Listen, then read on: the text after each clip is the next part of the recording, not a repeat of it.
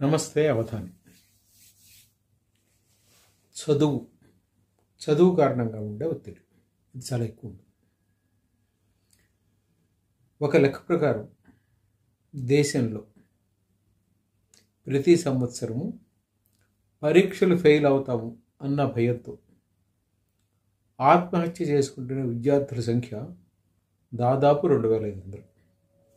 ఒక సంవత్సరం ఎక్కువ, ఒక సంవత్సరం తక్కువ, బట్ సుమారుగా ఈ ఫిగర్ లాస్ట్ 3-4 ఇయర్స్గా కంటిన్యూ అవుతుంది. రీజన్ ఏమిటి అంటే ఒత్తిడి. చాలామంది ఇళ్లలో పేరెంట్స్ చేసే పెద్ద తప్పిదం ఏమిటంటే, మేబీ అది ఒక రకంగా రైట్ అని వాళ్ళు ఫీల్ కావచ్చు, కానీ పక్క వాళ్ళతో పోలుస్తూ ఉంటారు, పక్క స్టూడెంట్స్తో.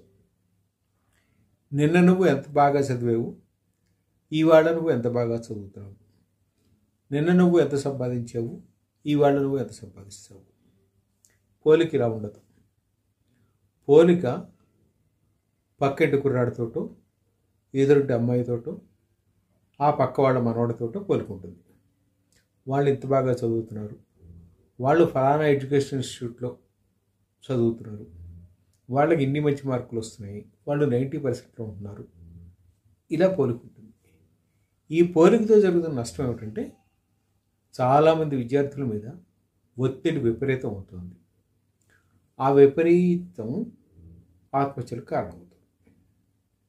ఎట్ ది సేమ్ టైం పరీక్షలు రాసిన తర్వాత రిజల్ట్ వచ్చిన తర్వాత రిజల్ట్ వచ్చే రోజు ఫెయిల్ అవుతామని ఆత్మహత్య చేసుకున్న వాళ్ళు, వచ్చిన తర్వాత ఫెయిల్ అయినందుకు ఆత్మహత్య చేసుకున్న వాళ్ళు, ఈ సంఖ్య కూడా గణనీయంగా ఉంటుంది.